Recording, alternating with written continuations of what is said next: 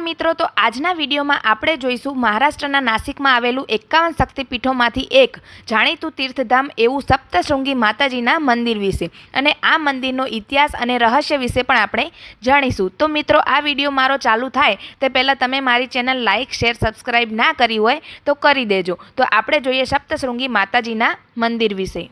મુલાકાત ચોમાસાની ઋતુમાં લો છો તો તમે આ જગ્યા ઉપર સુંદર એકદમ રમણીય સ્થળ બની ગયું હોય છે અને ત્યાં નાના નાના ઝરણાઓથી કુદરતી સૌંદર્ય સુંદર અને એકદમ અદ્ભુત જોવા મળે છે। એ સપ્તશૃંગી માતાજીના મંદિર વિશે। તો આ મંદિર મિત્રો મહારાષ્ટ્ર જિલ્લામાં આવેલું છે અને નાસિકથી 65 કિલોમીટર દૂર આવેલું છે ને મિત્રો આ મંદિર ગુજરાતથી પણ સાવ નજીક આવેલું છે, જે ગુજરાતના સુરતથી 200 કિલોમીટરની અંતરે આવેલું છે।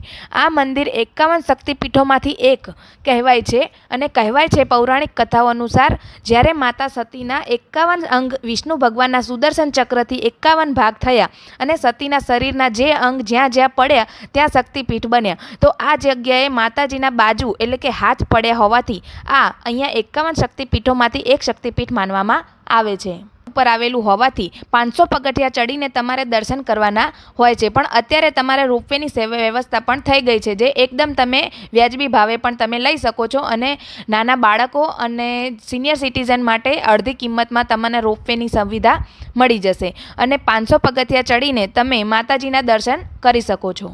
આ મંદિરમાં માતાજીનું દુર્ગા સ્વરૂપ આપેલું છે, જેમાં 18 ભુજાઓ એટલે કે 18 હાથ આપેલા છે અને દરેક ભુજામાં અલગ અલગ શસ્ત્ર આપેલું છે। માતાજી દુર્ગા સ્વરૂપે બિરાજમાન છે, જેને મહિષાસુર મર્દિની, ભદ્રકાલી, ચંડિકા, ચામુંડા, મહાકાળીના નામથી પણ આપણે ઓળખીએ છીએ। પણ કહેવામાં આવે છે મિત્રો કે આ જગ્યા ઉપર મહિષાસુરનો વધ થયો હોવાથી, માતાજીએ મહિષાસુરનો વધ કર્યો હોવાથી આ જગ્યાને મહિષાસુર મર્દિની તરીકે પણ ઓળખવામાં આવે છે। અનુસાર એવું કહેવાય છે કે મહિષાસુર રાક્ષસના વિનાશ માટે બધા દેવી દેવતાઓ માની આરાધના કરી ત્યારે માતાજીએ મર્દિની નામનો અવતાર ધારણ કર્યો અને આ જ જગ્યાએ મહિષાસુરનો વધ કર્યો છે અને મૂર્તિ સ્વયંભૂ છે અને સિંદૂરથી આખી મૂર્તિ સિંદૂરથી કવર કરેલી છે। વધ કર્યો ત્યારે માતાજીએ જે ત્રિશૂલથી વધ કર્યો એ પર્વતમાં છેદ થયો અને એ આજે પણ ત્યાં દેખાય છે।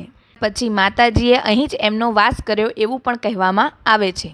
તમે બીજા રાજ્યમાંથી અથવા તમે ફરવા જાઓ છો તો તમારે ત્યાં ઉપર માતાજીના ગઢમાં તમારા આશરો મતલબ કે નાઇટ ડ્યુટી રહેવું હોય તો તમે ત્યાં તમને સગવડ પૂરેપૂરી મળી રહે છે। નાસ્તો, ખાવાનું, પીવાનું, રહેવાની બધી સગવડ માતાજીના ગઢમાં ઉપર આપેલી છે। માતાજીના મંદિર વિશેનું રહસ્ય।